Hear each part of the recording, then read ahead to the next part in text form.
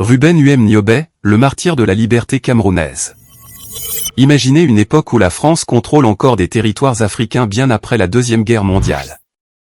Imaginez un homme qui refuse d'accepter cette domination et qui ose dire non à la puissance coloniale. Cet homme, c'est Ruben Niobé, un visionnaire camerounais dont la lutte contre l'occupation française a marqué un tournant décisif dans l'histoire de l'Afrique centrale.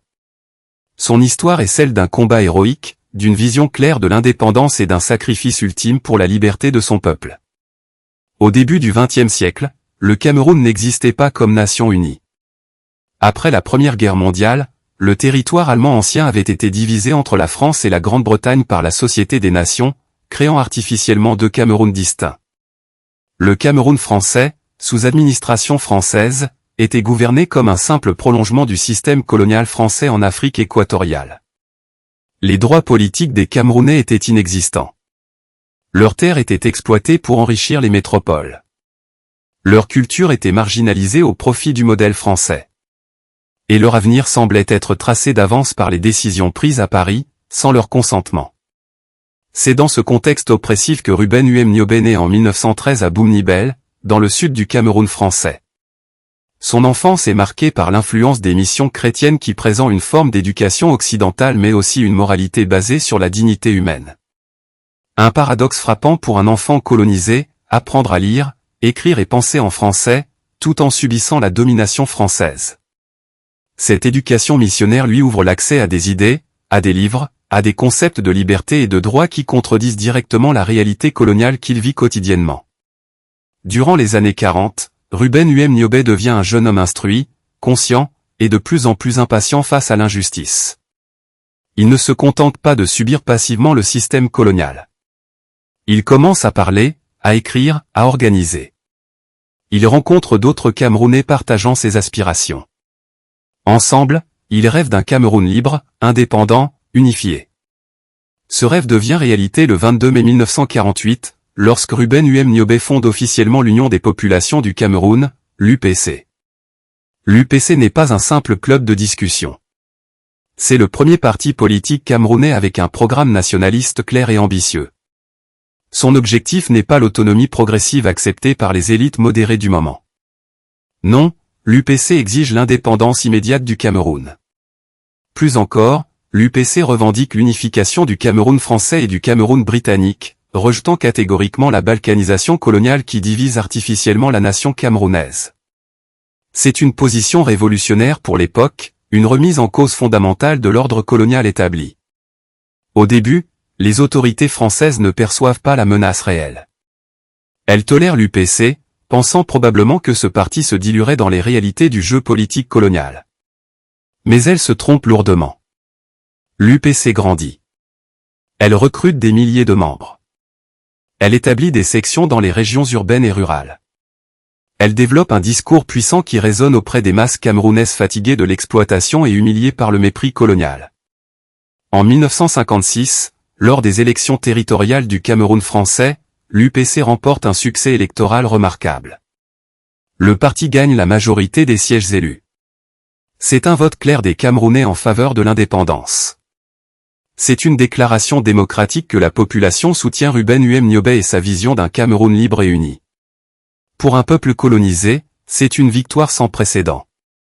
Pour les autorités françaises, c'est une catastrophe politique. La réaction de la France est brutale et prévisible. En 1955, les autorités coloniales interdisent purement et simplement l'UPC, la déclarant illégale. Le parti qui a remporté l'élection devient un parti interdit. C'est l'absurdité coloniale à son sommet, le suffrage universel n'existe que s'il produit les résultats que les colonisateurs souhaitent. Ruben Niobé et les autres dirigeants de l'UPC sont poursuivis en justice. Des activistes sont arrêtés, emprisonnés, torturés. La répression coloniale s'intensifie à chaque journée qui passe. Face à cette répression systématique, Ruben Niobé prend une décision historique. En 1957, il quitte le Cameroun et se réfugie en Guinée indépendante, un pays qui vient de dire non à la France et qui devient un refuge pour les révolutionnaires africains. De Guinée, Niobé lance un appel à la rébellion armée. Il ne croit plus aux canaux légaux, aux négociations, aux promesses vides de réformes coloniales. La seule langue que les colonisateurs comprennent, pense-t-il, est celle de la force. Ainsi commence en 1957 ce que l'histoire appellera la guerre du Cameroun. Ruben Niobé organise une insurrection armée contre la domination française. Il mobilise les paysans, particulièrement dans les régions du Sanaga maritime et du littoral, des zones où le mécontentement populaire est profond. Ces régions, cœur économique du Cameroun, ont été exploitées impitoyablement par les sociétés concessionnaires françaises. Les Camerounais y vivent dans une pauvreté extrême tandis que leurs terres enrichissent les capitalistes français. La rébellion trouve donc un terreau fertile. La guérilla lance des attaques contre les infrastructures coloniales, les positions militaires, les représentants du pouvoir colonial. Ce n'est pas une grande armée avec des uniformes et des stratégies sophistiquées, mais une force de résistants déterminés, armée de convictions et de quelques fusils, connaissant le terrain mieux que leurs adversaires. Pour la France, c'est un défi imprévu. La puissance coloniale qui croyait pouvoir gérer facilement un territoire africain doit faire face à une véritable insurrection populaire. France répond à la rébellion avec une violence démesurée. Elle envoie davantage de troupes. Elle intensifie les bombardements. Elle rasie des villages entiers soupçonnés de soutenir l'UPC. Décalée de décennies en arrière par rapport au combat en Indochine que la France vient de perdre, elle applique les mêmes tactiques brutales. Mais cette fois, elle n'est pas confrontée à une armée régulière. Elle combat une population entière, avec sa jeunesse, ses traditions, sa volonté de survie. C'est une guerre que les colonisateurs ne peuvent pas gagner sur le long terme, même s'ils contrôlent les armes lourdes. Ruben Niobé devient une figure légendaire de la résistance. Les Camerounais l'appellent le premier combattant pour la liberté, le martyr de la nation en devenir. Mais il est aussi un homme traqué, vivant dans les forêts, fuyant l'armée française qui le cherche partout. Les autorités coloniales mettent sa tête à prix. Elles renforcent leurs efforts pour le capturer ou le tuer. Le 13 septembre 1958, Ruben Niobé est tué en embuscade. Certains rapports disent qu'il a été abattu par des militaires français. D'autres affirment que c'étaient des forces camerounaises collaborant avec les colonisateurs. La vérité officielle reste floue, voilée par le secret colonial.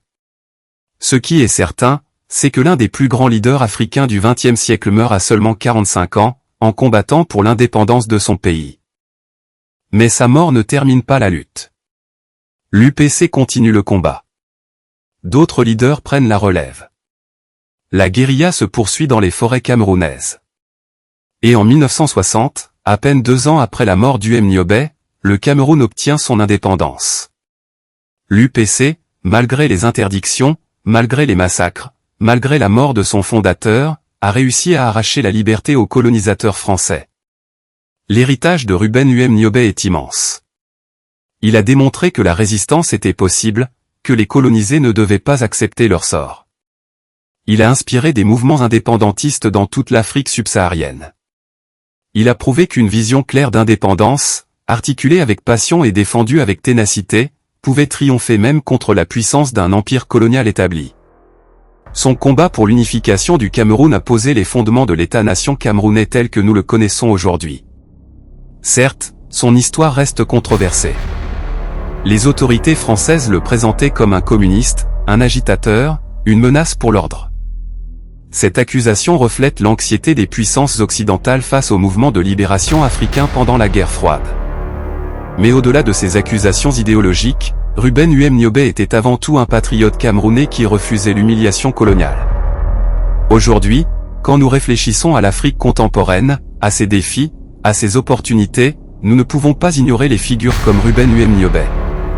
Lui et ses compagnons ont transformé le continent en réclamant leur dignité, leur autonomie, leur droit à l'autodétermination. Ils ont montré que l'Afrique n'était pas destinée à être un appendice des puissances européennes, mais pouvait être maître de son propre destin. Si vous regardez cette chaîne pour comprendre les grandes figures qui ont façonné l'Afrique, Ruben Niobé est incontournable. Regardez nos autres vidéos sur les leaders de l'indépendance africaine. Abonnez-vous pour ne manquer aucune histoire de ceux et celles qui ont osé rêver d'un continent libre et prospère.